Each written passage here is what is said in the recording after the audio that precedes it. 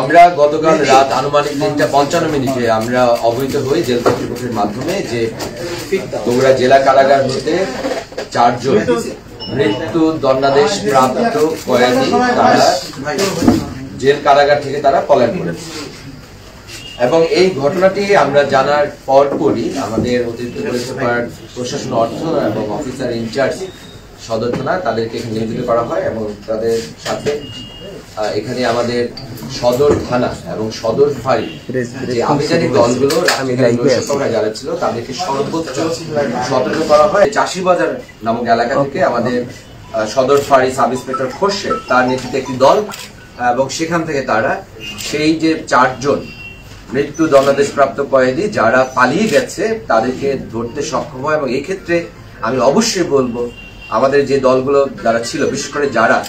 অভিযানে নেতৃত্ব দিয়ে এই 4 জনকে গ্রেপ্তার করতে পেরেছে তাদের এখানে মূল যে কৌশল ছিল ক্ষিপ্রতা, দক্ষতা এবং দ্রুততম সময়ের মধ্যে পরিস্থিতি বিবেচনা করে তারা দ্রুততম সময় অভিযান পরিচালনা করে এবং সেখান থেকে 4 জনকে আমরা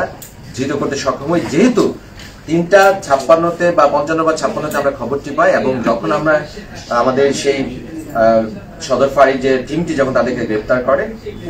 তখন ছিল 4:10, তার মানে খুব অল্প সময়ের মধ্যে কিন্তু আমরা কাজটি করতে পারি এবং সাথে সাথে অফিসার ইনচার্জ সদর থানা সহ অন্যান্য যে আমাদের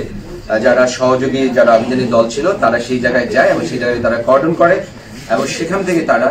মৃত্যু দণ্ডাদেশপ্রাপ্ত যে 4 জন কয়েদি তাদেরকে গ্রেপ্তার করার পর তাদেরকে ডিবি কার্যালয়ে নিয়ে আসা হয়। আমাদের কাছে জেল কর্তৃপক্ষ যে ছবি পাঠিয়েছিলেন সেই ছবি অনুযায়ী আমরা নিশ্চিত করতে পারি যে তারা সেই 4 জন যে পলাতক যে কয়েদি মৃত্যুদণ্ডপ্রাপ্ত তারাই সেই ব্যক্তি। কিন্তু আমরা অপেক্ষা করছিলাম যে জেল কর্তৃপক্ষ তারা শারীরিকভাবে উপস্থিত হয়ে তারা আমাদেরকে শনাক্ত করে জানাবে, তার জন্য আমরা অপেক্ষা করি এবং আজকে সকালে জেলার উনি আসেন এবং উনি এসে শারীরিকভাবে উপস্থিত হয়ে আমাদের ডিবি কার্যালয়ে তিনি শনাক্ত করেন যে এই 4 জনই হচ্ছে জেলখানা থেকে পালিয়ে যাওয়া যে সেই 4 জন যে মৃত্যুদণ্ডাদেশপ্রাপ্ত কয়েদি তারাই হচ্ছে সেই 4 জন।